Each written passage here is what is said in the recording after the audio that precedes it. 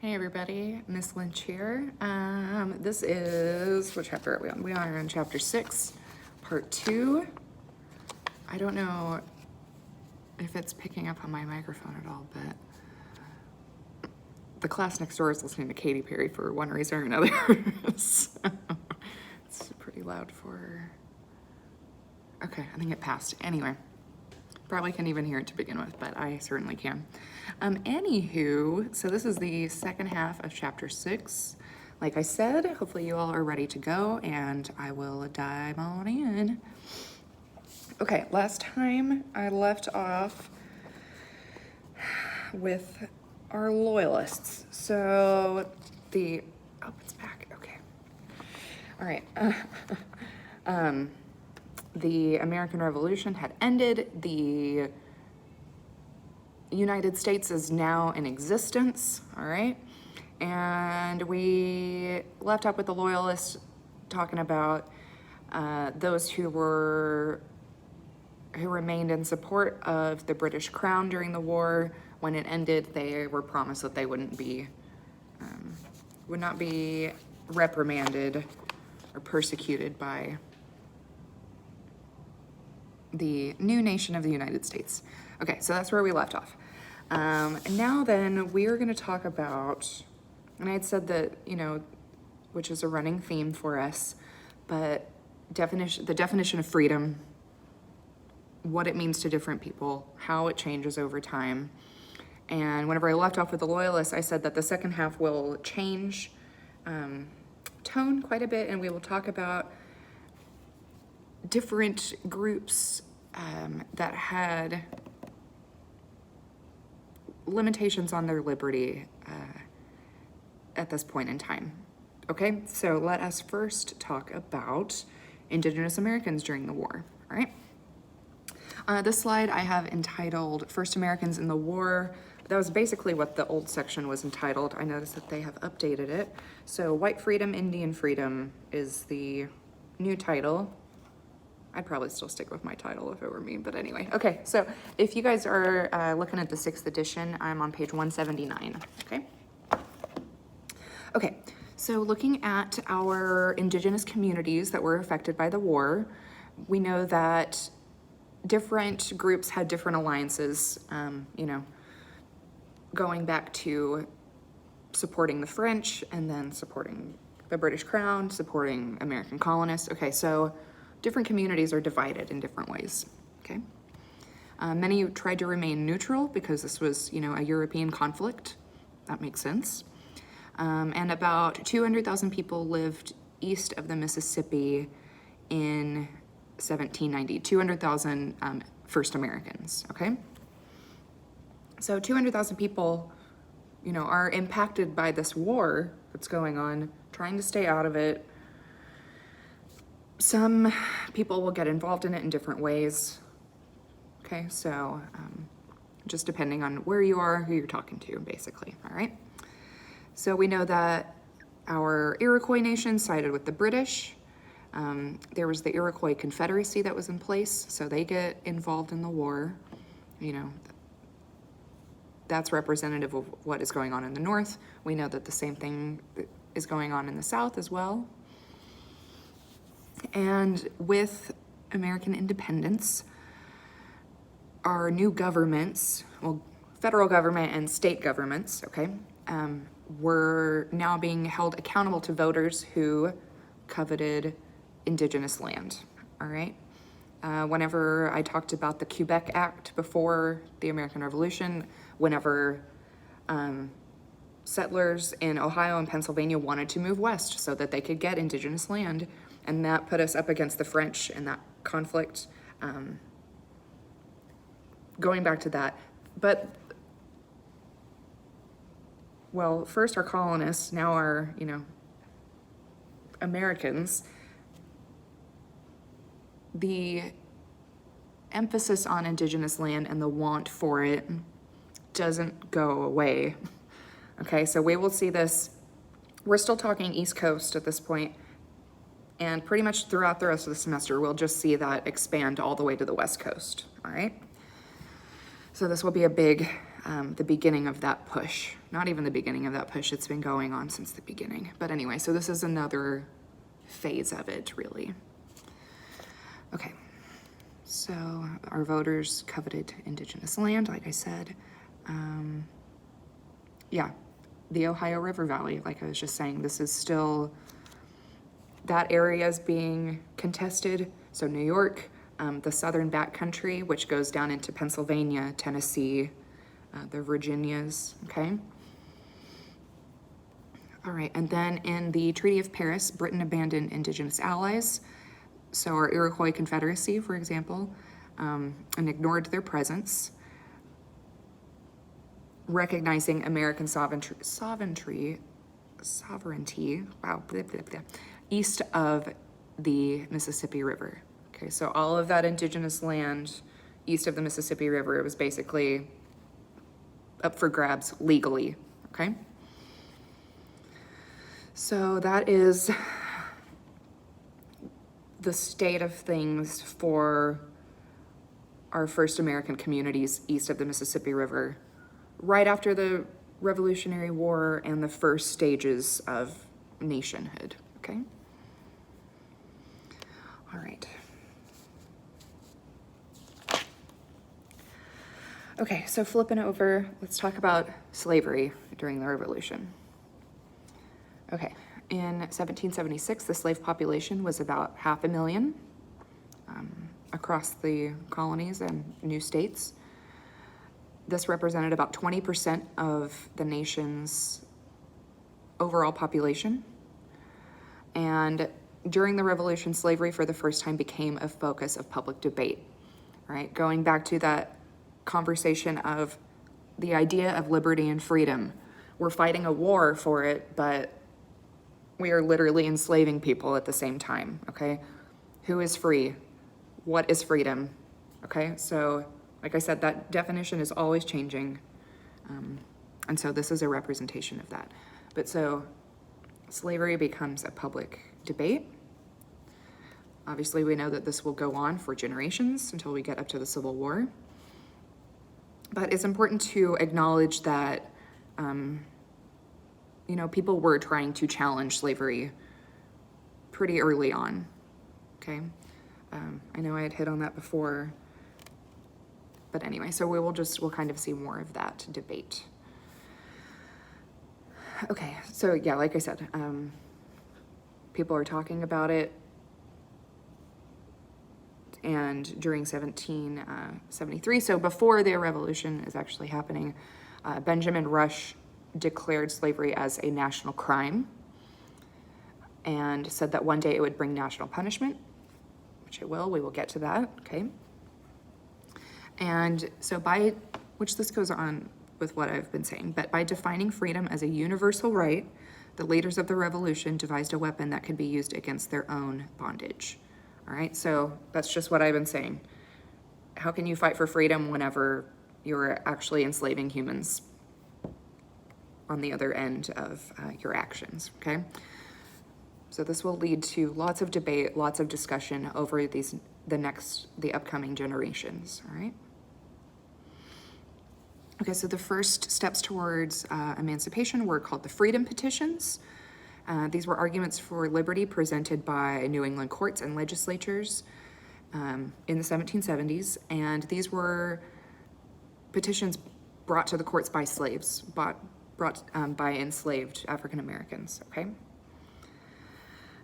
And so a quote from one of these stated that, how could America seek release from English tyranny and not seek the same for disadvantaged Africans in her midst? Which again is just reiterating what I'm saying. How can you fight for something whenever you are not upholding yourselves to these same ideals, okay? So yeah, the slave petitions, that's the first wave of anti-slavery that we really see.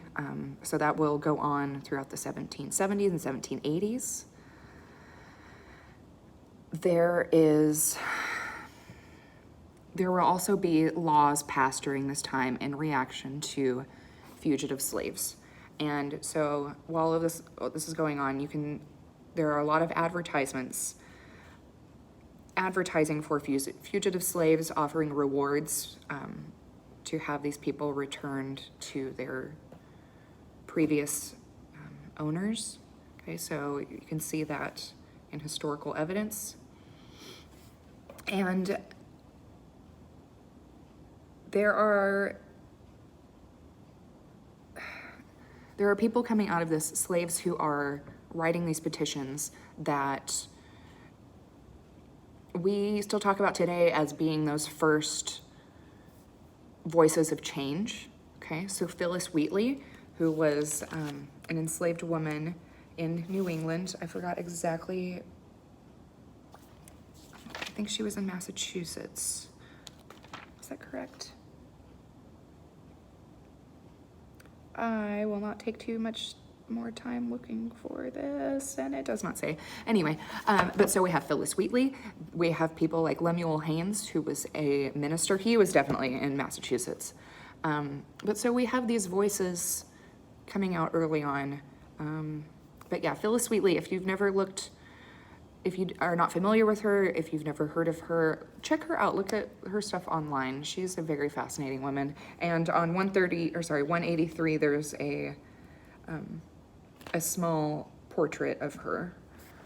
But anyway, okay. I'm gonna go to our next slide on this same topic. Okay, so tens of thousands is where I'm starting. So tens of thousands of slaves deserted and fled to the British lines during the Revolution, which we talked about a little bit. There were There was Lord Dunmore's proclamation, which offered freedom and money to slaves who fled and joined the British. Okay, so there was a push. I forgot what numbers I had talked about. The better part of 1,000 at least. I can't remember off the top of my head, but people left and joined the British, right? Well, what am I talking about? Tens of thousands. Sorry, I was thinking of under Lord Dunmore's proclamation specifically. I think it was like 800. But anyway, overall, tens of thousands flee, join the British. And so whenever those laws were coming out after the war saying that loyalists will not be punished, this is, slaves who had left and joined the British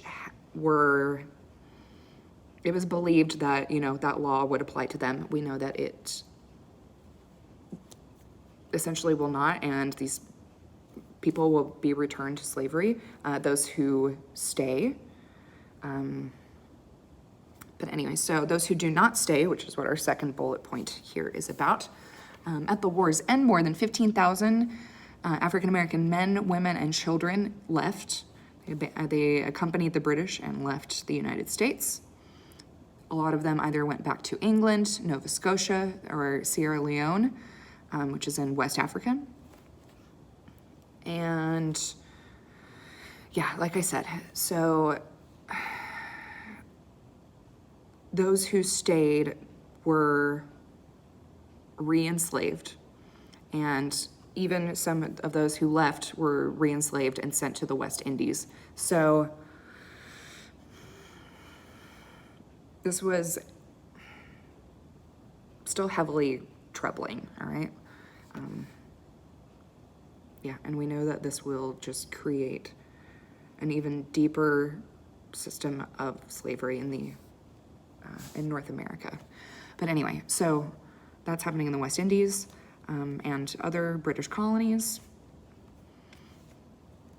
Let's see. And in 1827, the British government agreed to make payments to over 1,000 Americans who claimed that they had been deprived of their quote-unquote property whenever their slaves ran away to join the British.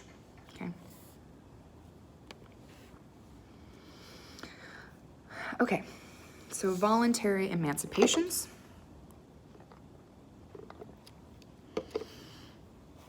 This happened during the war because there was a fear from slave owners that, their slaves would revolt anyway. So some took it upon themselves to voluntarily emancipate their slaves, okay? So during the war, nearly every state prohibited or discouraged the further importation of slaves from Africa. This is very important. This is an important fact because this will set the tone for the institution of slavery going up to the Civil War, okay? But so from this point on, the importation of slaves from Africa is limited, okay? All right. So that in itself left the plantation system in the South in ruins. And in the 1780s, 1790s, a considerable number of slaveholders emancipated their slaves. So yeah, like I said, this was going on during the war, but now we're talking afterwards. But anyway, but this all comes down to a fear of revolts, all right? So Virginia and Maryland is mostly where we're talking about, where these emancipations happened, not any further south, okay? And between 1777 and 1804, every state north of Maryland took steps towards emancipation. Okay, so generally these laws at the time did not abolish slavery for living slaves. It would impact their children and future generations, all right? The reason that was put into place is because our lawmakers didn't want our property owners to get upset and feel like they were being deprived of their human labor. So rather than implementing, effective immediately, we'll say, okay, well, for your children, we'll start imposing these laws, okay? So instead they provided for the liberty born in the future to a slave mother, but only after they had served the mother's master until adulthood. So not even their whole lives. They would still have to work until, they were 18 or however old. But to serve as compensation, like I said, for economic loss from these slave owners, okay? Okay, still talking about this, I'm going to the next slide. So abolition in the North was a slow process. We know this because we will fight the Civil War at one point. But progress in the North is being made, and this will draw a line across the nation, which we will come to know eventually as the Mason-Dixon line, which divides North from South, okay? And this creates a dangerous division between free and slave states, which will just reinforce itself over our upcoming chapters, okay? Okay, so between the end of the American Revolution and 1810, the number of free African Americans went from 10,000 to 200,000. So like I said, there is progress being made in the North. So that number shows that, okay? And in regards to voting rights, with this progress that's being made in some areas in the North, African American men were able to vote in some places, okay? Okay, so now then let us talk about Anglo-European women during the war. Does this go beyond that? No, I think our section pretty much sticks with that. Okay, so, okay, yeah, let me flip on forward. Okay, so I'm on 188 now. Alrighty. There were women involved in the war. They don't get talked about a whole lot because it was individual women doing things, often a lot of times concealing their gender in order to participate in battles and things like that. Not all women who participated in any way concealed their gender. That was part of it. There are also women who were known as camp followers. So think about it. If you are a colonial woman, say you have, 3 or 4 children, and your husband goes to war and you are used to, let's say you own a business together in Boston, okay? War breaks out, your business closes. What are you supposed to do? A lot of women would go and follow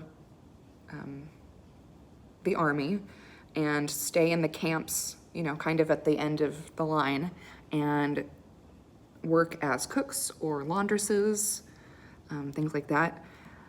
So that was a big role that women played in the Revolutionary War. And unfortunately, because I wrote 25 pages on this, is how I know. But for our camp following women, the way they are remembered, and this is because of one offhand comment from an officer, and now it's been long enough, I can't remember which officer, but he made a comment that all camp followers were sex workers. He used derogatory terms to do that, to explain their role. But so that's how camp followers are remembered now, is women were sex workers who followed, our troops. This is not true. Obviously that's making things that's a black and white statement. And we know that things are never black and white, everything is gray, okay? Anyway, but so you guys can look into camp followers, especially people who are looking at some gender in the Revolutionary War stuff. That would be an interesting approach to look at, include our camp followers. But anyway, so women who are involved in the war, like I said, it's a lot of times individual women doing things, but these are known as our Daughters of Liberty, all right? So we have people like Deborah Sampson. She's probably, if you look up women in the Revolutionary War, Deborah Sampson will probably be the first name that pops up, or Molly Pitcher, right? But so Deborah Sampson was one of these individuals who concealed their gender and fought in the war. They served as a soldier, and joined when they were 25 years old. Later on, she would be, I can't remember how old she was, but later in her life, she was recognized for her service and was given a soldier's pension. Okay. Talking about our camp followers for just a second, I said this was kind of a broader role that women played. So looking at crowd actions, a lot of participation coming from women, goes back to the homespun movement. I said that women start making their own fabric and spinning at home, all right? That's where Betsy Ross comes in and makes, our flag. That's the homespun movement. That's how women are participating, all right? So they're protesting against those British merchants making things at home. They raised money to support the Continental Army. They worked as spies, all right? And yeah, there's a lot of espionage just because people didn't assume that women could get involved in military affairs. So you can look into different women who have served as spies, in different wars. You could look at this, you could look at the Civil War, along the Underground Railroad, that kind of stuff. But so there's a lot of espionage, not a lot, but there's espionage occurring as well. Okay, and something I will talk about more, because as we get into industrialization and how that affected the home and gender roles, that kind of gets into my area of study. But so we'll talk about gender and status. But so coverture, this is the principle that a husband held legal authority over the person and property and choices of their spouse, all right? And a woman's relationship to the larger society was mediated through her relationship with her husband. So we will talk about that more over our next generations. But this all comes out of this principle of Republican motherhood, which was actually empowering for a lot of women because it created a space for them in political conversations. Okay, so Republican motherhood encouraged the expansion of educational opportunities for women so that they can impart political wisdom on their children, particularly their sons. All right. So yeah, basically they were training future citizens. So if our, boys are going to grow up to be our office holders while they're at home, if their education is left up to their mothers, it's then very important to educate those mothers to then raise this next generation of good citizens, right? Well, I'll talk about Abigail Adams in a second, but she's very much part of the Republican motherhood school, if you will. Okay, also what comes out of, this kind of goes hand in hand with Republican motherhood, and then will start to go away with the Victorians as we get into industrialization. But right now we have the rise of companionate marriage. And the reason that sort of develops is we're getting away from the aristocracy where, parents want these good unions of their children in order to increase their wealth, which that will still exist. But for our average, common farmers, companionate marriage is really the way to go, because you want to be able to work and live with your spouse and run your farm in a peaceful way in order to create a peaceful society, okay? So to have a good community, it has to start with your own farm, okay? But so companionate marriage is really tied in with Republican motherhood, okay? Yeah, so this voluntary union that was held together by affection and mutual dependency, that's what companionate marriage is, rather than male authority, which whenever we get to the Victorians, that will shift. Okay, but like I said, Abigail Adams is a poster child of our Republican mothers. She was married to John Adams. Hopefully you guys can find the first episode of John Adams to watch, the HBO series that is on the syllabus. It depicts Abigail Adams. Laura Linney plays her. I think she does a fantastic job. But anyway, okay, so Abigail Adams, she was self-taught, but multilingual. She taught herself because her father was a minister and had a library at home, which shows that they were wealthy, because we've talked about how books were expensive, and that's why public libraries come about. But so she just starts reading and she educates herself. She married John Adams in 1764 and she maintained their farm and then their home in Boston during the war. They had 4 children. And actually in the book there's some of their correspondence, but the correspondence between Abigail and John is considered to be